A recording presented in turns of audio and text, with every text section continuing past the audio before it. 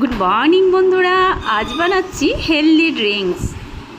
ঈষদুষ্ণ 1 glass দুধ দিলাম, গরুর দুধ দিয়েছি, আমার ভিজিয়ে রেখেছিলাম। এখানে কাজু নিলাম কতগুলো, এখানে খেজুর আছে, আছে কতগুলো পেস্তা বাদাম। এখানে একটা কলা দিলে ভালো হতো, আমার হাতের সামনে কলাটা নেই তাই দিতে পারলাম না, তোমরা দিয়ে দেবে। 1 চামচ ডাবরের মধু। এবার এটা মিক্সিতে গ্রাইন্ড করে নেব।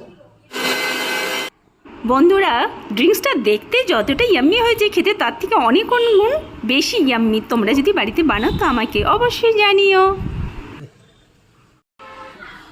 উপর থেকে একটু পেস্তা বাদাম দিয়ে দিলাম গার্নিশিং এর জন্য।